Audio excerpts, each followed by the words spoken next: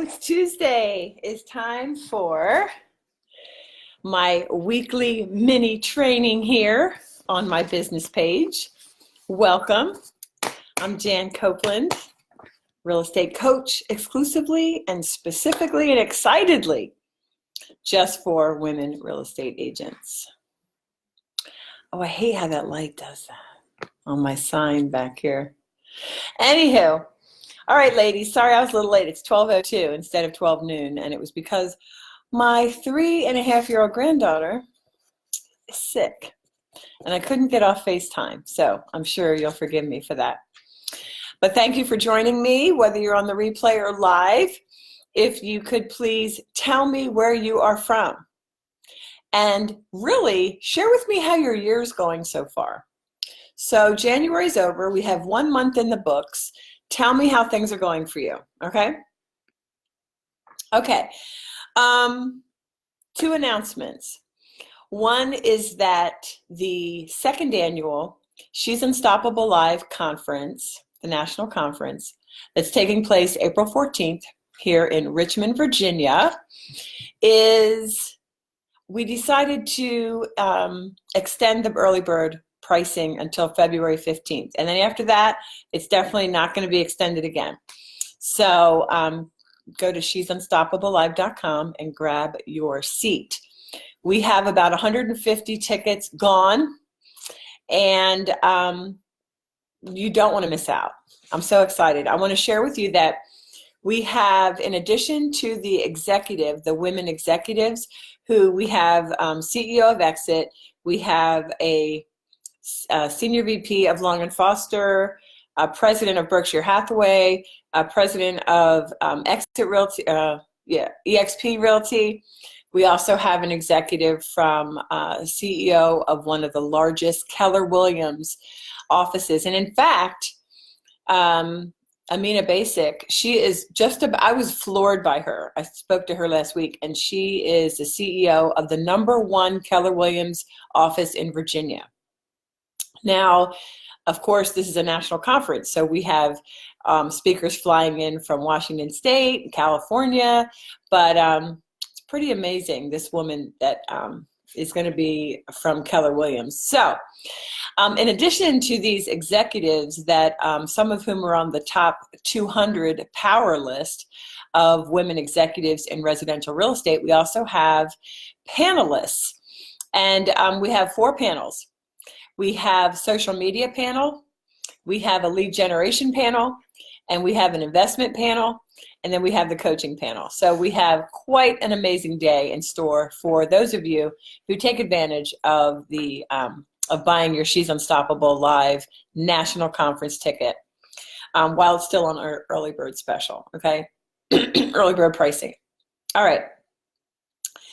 Last week, I shared about how to actually, the 3 steps to networking, in winning at networking in the new decade, all right? So let me say that again.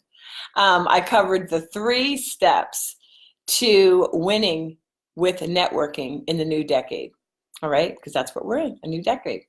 So what I said I would share this week, and I'm going to do that now, is how to facilitate that one-on-one meeting.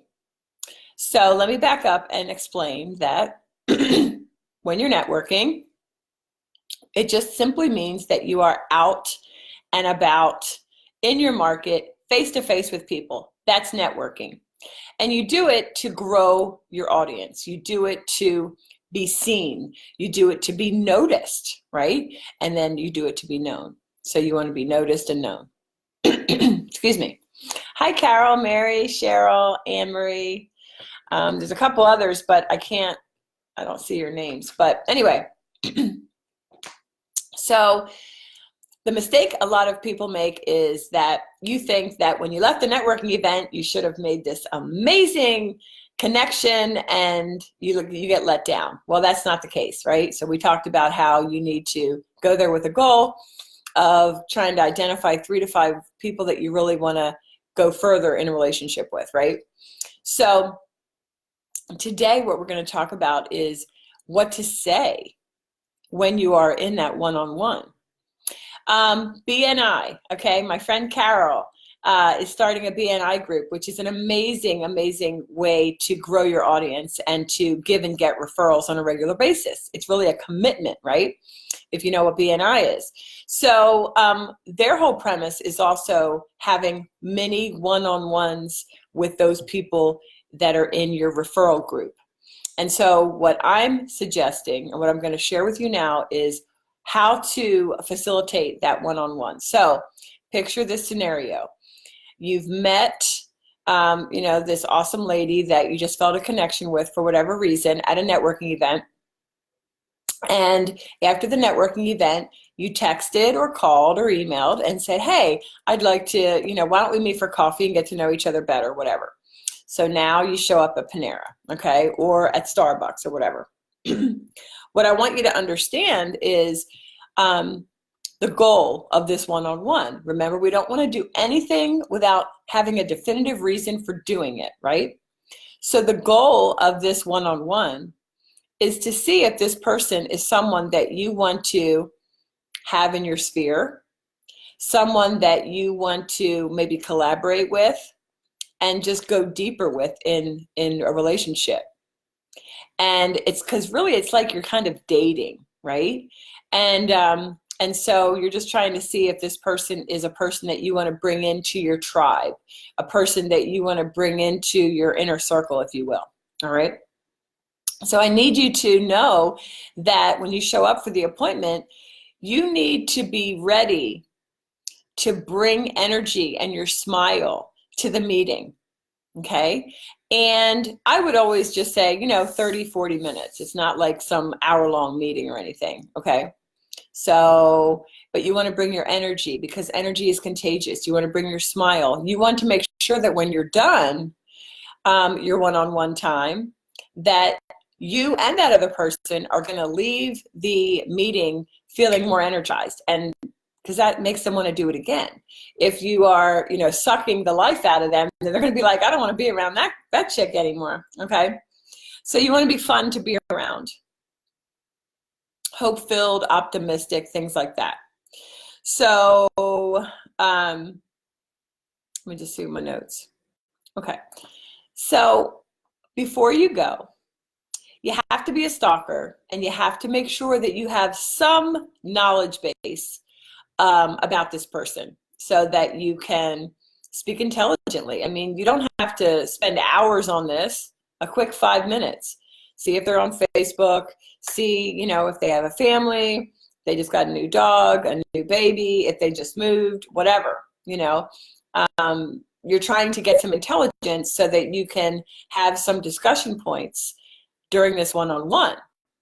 Now, I want you to understand, ladies, that, the reason that a lot of ladies say, I don't want to be salesy is because you're approaching things that you do as if you are being salesy. So if you feel like you're salesy, it's because you are. So that's your problem. You need to change, you need to shift that around. Because instead of saying, okay, I have to make a good impression on this lady or man so that they like me and so that they'll refer me business, instead say, I am excited to get to know Bill or Joni better because this might be a nice collaboration. I could refer him or her business. They could refer me business. And first and foremost, I want to get to know them and see what they need because I'm a realtor and I should be a connector in my local community because as a realtor, we are hyper-focused. So instead of thinking about what's in it for you, you're thinking about what can I do to help this person, all right? So you go in there, and if you walk in at the same time, hey, exchange pleasantries, can I get you a coffee, whatever. Then when you sit down, you say, I am committed this year and moving forward in my business to really broadening who I'm hanging out with, and just making sure that I continue to meet new people.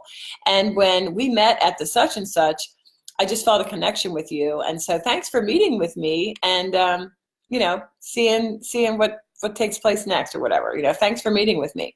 And you say, so when we were together, you were telling me that you won some award or whatever they told you. That's where I would start it. Tell me more about that. Or if you really don't remember what you talked about because you talked to a bunch of people, you could just say, so tell me more about what you do. Because ladies, you want to start with an open-ended question. Open-ended question, and let them take it wherever they want to take it. So you start out by, asking about them and what they do. And sometimes I remember when I used to network, I'd meet people and I had no idea what it meant. Like they'd say, I do this or that. And so instead of sitting there looking like doe-eyed, like, oh my gosh, I don't know what this is, just be honest and don't be weird about it and say, you know what, I'm sorry, I have no idea what you do. Could you explain it to me? And the reason that I want to know is because, hey, I'm out and about all the time. And if I meet someone that needs something like you offer, then I want to be in a position to know enough to say, hey, you need to call Susie or John or whatever the person's name is that you're sitting with, okay? So don't be afraid to ask clarifying questions. And you can do that by saying, hey, can you tell me more about that?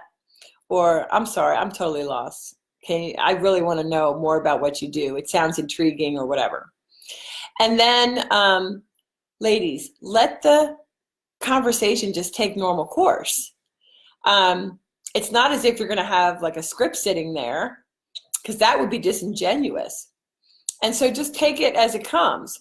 But the reason I wanted you, and I'm encouraging you to stalk their LinkedIn or their social media, is because then if there's a lull in the communication or the conversation, you can say, hey, I'm trying to think. Did I see on Facebook that your son, got his black belt, or that you just got a new puppy a few months ago? How's that going? So that it's not weird, but it shows that you've taken some time and you're interested. You could also go ahead and check out their website and say, man, I really loved your website. I love that blog you did about X. Because who loves accolades? Everybody, right? So they would so appreciate, as would you, if someone were to say, gosh, I love the blog that you did a year ago in November for Thanksgiving. That really touched my heart. Wouldn't that make you feel good if somebody said that to you, right? So you're going to continue in this vein, and you are going to have a little, I always recommended a little notebook, like, I don't have it here with me, but like instead of a real big notebook, just one that would fit in your purse. And you're just saying, look, I'm just making some notes because I take meeting with people very seriously, and I make it my goal in business to give at least 3 referrals out a week, because I just think it's important that we support each other. They're going to love that, okay? All right, so you're continuing, blah, blah, blah. And then let's say you said it would be like 30, 40 minutes. Now you've been there 20, 25 minutes, you've exchanged pleasantries, you've been chit-chatting, and now you're coming to the end of your time together. So all this time you've been focused on them, and now it's time to focus on you. And so you say, you know what, Susie, I know we only have about 5 minutes left, and would it be okay if I shared with you how I'm different than any other realtor here in insert name of town? You started out by saying that. I know we only have 5 minutes left. Could I just take a couple of minutes, a few minutes, and tell you how I'm different than any other realtor in Albuquerque, in Boyertown, whatever, okay? And of course they're gonna say yes, because the entire time you've been focused on them. And what I recommend is that you use this time, in a minute or two, to share your connection story to real estate. And if you're my client, you know what I mean by that. Why did you get in the business? Why you love being a realtor, and really how you wow your clients with your very special, different client experience. Very important how you share that. So I'll give you an example off the cuff. So I'd say, hey, Susie, thank you so much for meeting with me. I know we only have about 5 minutes left. Can I just have just a few minutes to share with you about why I'm different than any other realtor here? Sure, okay.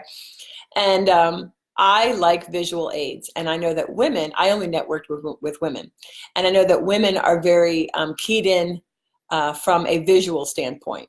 So I would have my buyer can't even think. I'd have my buyer presentation, my listing presentation, and my buyer's guide, and my seller's guide, and my relocation guide in a folder that was in my branded color that actually had my logo on it. And sometimes I had ordered folders that had it already imprinted, and other times I'd get cheap folders at Staples and I'd have my logo impressed on a sticker, and then I'd put the sticker on top of the the folder. And I'd say, as you can see here, I am very much a marketer. I'm an innovative marketer because, as you see here, and I wouldn't go over any of it, but I'm going to hand it to them. But as you can see here, I take painstaking care in the details. And I would take some out and I'd say, and if you're my client, you know that there's pictures on it and there's different things. And it's very succinct and it's sharp and it's on brand, the way that I talk, the way that, that you talk. And I'd say, so a lot of realtors say a lot of things, but the bottom line is you want to do business with a realtor who is giving the best experience. And so for my buyers, unlike other realtors who will just show up at a house, unlock it, and ask you if you'd like to put an offer in, I actually have a buyer consult, and I am very much hands-on the entire process. And at the bottom line is, at closing, my buyers are so appreciative of the hand-holding, of the actual process that they went through, and they feel very well cared for. And over with listings, many of the I can't even think, ladies, many of the sellers who I talk to, when I'm in appointments, they say, I've sold homes before, and my concern, this is them talking, is that once the agent has the listing, I never hear from them again. And so I say, with me, I get in touch every week. I have a form, and then I point to the form. It's an email template form that keeps them informed every week as to 4 things: how many showings and the feedback, how many new listings in their price range, how many under contract in their price range, and the solds in their price range in the last week. And I do that because, again, I am concierge level service for my clients, whether buyers or sellers, and I treat them like their family, or whatever I said, okay? And that would be it. Because, ladies, think about on a dating scheme of things. You don't want to, if you're, the woman and the man wants to be intrigued by something about you. They don't want to just learn everything at once.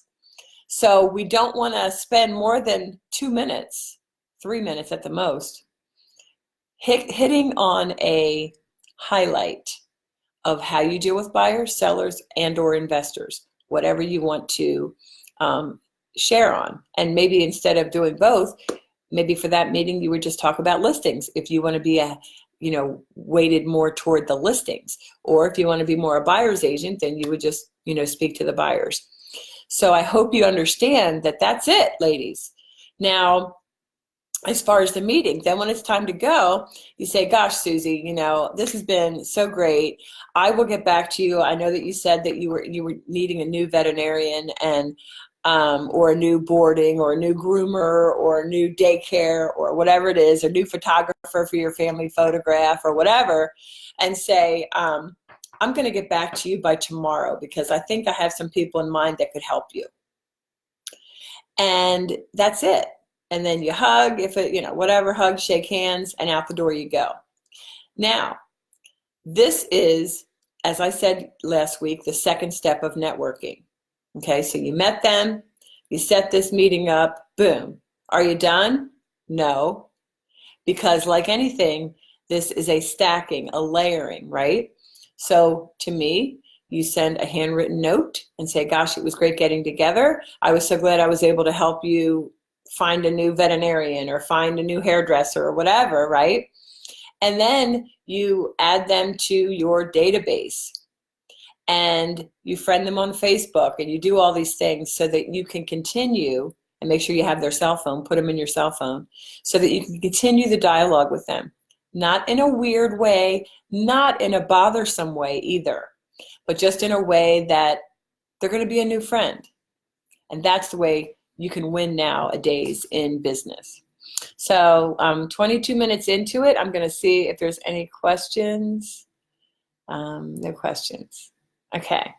So that is what to do and what to say when you are one-on-one with someone you met at a networking event or even someone that you see in the news. Ladies, you should be hyper local. And you can look every morning online on your newspaper, look for people who got promotions and ask them out to lunch. Give them a congratulatory card or snail mail or you know, if they're on social media, congratulate them. I saw you were promoted. Hey, I'd like to treat you to a coffee or whatever. Don't make it weird. It's everybody would love to be appreciated. And so that is the purpose of the one-on-ones. And I can tell you this, action begets action. And the more one-on-ones that you can go on, I guarantee you that you will get more and more referrals. And to exponentially, you know, quadruple and just exponentially grow that, it is related to the number of referrals you give. So make it your mission to make sure that you want to give at least 3 referrals out per week, and just be hyper listening to people that say, gosh, you know, at the grocery line, you hear somebody say, gosh, I wish I had X. Well, guess what? Insert yourself and say, you know what? I think I know somebody that can help you with that. And it makes life fun, and it'll really grow your business. So that's it for today, ladies. I hope you've enjoyed this. Please leave me in the comments if you have any questions or any experience similar to that. And I just want to leave you with a quick story. Oh, also, don't forget to go to she'sunstoppablelive.com and register, because it's going to be an amazing conference. My next door neighbor sold their house, and the buyers moved in, and 2 weeks after closing, we were, you know, I'm in a townhouse, and we were leaving, and ServPro was there, and they had some kind of backup, and a lot of their home, you know, the main level and the bottom level is crazy, like destroyed. And so because I'm a realtor, you know, she said, she goes, hey, you know, do I have any lawsuit that I could go back on, you know, to seller? Because, and I knew the sellers, they were super nice, and I don't think they knew anything. But she's really upset, as you can imagine. ServPro is there again, and I just feel so bad. But so I just wanted to share with you that, you know, in this business, crazy stuff happens. And the seller, I mean, not to my knowledge, but I wasn't the realtor, I'm sure didn't know anything. I mean, I don't know how anybody could sell it. Something about a backup. I'm not really sure what happened. But ladies, just to know that you're not alone when like crazy stuff happens, and somebody that you know, helped buy a home, and 2 months later the HVAC breaks or something like the sewer backup, it happens, right? So all we can do is say, we're really sorry. Once the deal's done, you know, we're out of it. And I just told him, I said, well, you can call your agent and ask your agent to talk to the seller's agent, but you had a home inspection, and I don't think you have any recourse. So we're in quite a business that has highs and lows, right? And I just want to encourage you that just enjoy what you have to do for the rest of the day. Enjoy what you're doing for the rest of the week, the rest of the month, the rest of the year, because you don't have to do anything. You get to be an amazing real estate agent, and we are blessed with all the ebbs and flows. I'm sure you agree with me that it's a pretty amazing business that we're in. So go make it amazing. Thanks so much for checking in. Talk to y'all later. Bye.